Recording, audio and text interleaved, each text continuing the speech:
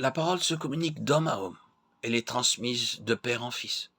Avant que la parole puisse être partagée, il faut qu'elle soit entièrement appropriée par quelqu'un, assumée par lui, en cette dernière profondeur où Dieu la fait retentir et s'épanouir. Quand la parole est alors exprimée, quelque chose de notre propre substance est proféré. Aussi bien la parole de Dieu que nous annonçons est-elle ainsi devenue notre propre parole. Nous sommes pleinement entrés dans le plan du salut. En nous se révèle pour combien peu, hélas, la vie nouvelle. En vérité, je vous le dis, si quelqu'un n'est pas né de l'eau et de l'esprit, il ne peut entrer dans le royaume de Dieu. Ce qui est né de la chair est chair, et ce qui est né de l'esprit est esprit. Jean 3, 5, 6. Le baptême d'eau et d'Esprit Saint est cette nouvelle naissance. Au premier siècle de la chrétienté, le baptême était la porte d'entrée, l'accès premier, prioritaire, pour pouvoir rencontrer le Seigneur. Le baptême, le baptisé entrait, descendait dans une véritable piscine. Il revivait la descente de Jésus au cœur de la terre pour remonter à la vie nouvelle dans la lumière. C'est ce qui m'est arrivé moi aussi. J'étais immergé dans les eaux du lac de ma ville. J'en suis sorti tout différent. J'ai laissé les ténèbres se fondre, se noyer dans les eaux, et j'en suis sorti tout lumineux. Le Saint-Esprit était descendu sur moi et a suscité en moi une vie nouvelle. J'avais bien vécu cette immersion dans la mort de Jésus. Et tous baptisés qui vivent cette immersion peuvent la vivre et en témoigner comme j'en témoigne encore aujourd'hui. Ainsi, l'homme devenait membre de la nouvelle création par l'esprit qui lui était donné.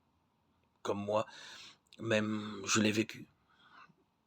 La lumière de Christ avant-goût de sa gloire, à la fin des temps, m'a enveloppé comme elle enveloppe aujourd'hui tous ceux qui font ce baptême par immersion. Les épîtres du Nouveau Testament désignent souvent les baptisés comme ceux qui ont été éliminés. Tout à fait. Hébreux 10, 32, j'en témoigne. Éveille-toi, ô toi qui dors, lève-toi d'entre les morts, et la lumière du Christ brillera sur toi. Éphésiens 5, 14. Renaître ainsi de l'eau et de la parole a changé totalement mon intérieur, a transformé ma vie. Merci Seigneur.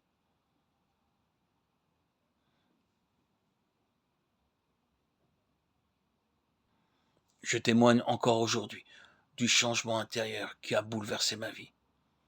Je suis devenu la propriété du Christ et j'en suis si heureux. J'ai été saisi, et je le suis toujours 5 ans après mon baptême, par cette force puissante, cet Esprit Saint qui me pousse jour après jour de témoigner sur ma chaîne YouTube avec plus de 98 000 publications. Et j'espère toujours continuer avec toujours la même force, la même énergie, jamais fatigué, toujours heureux de témoigner. Tout chrétien se doit au moins une fois dans sa vie, comme moi je le fais, de témoigner de son expérience,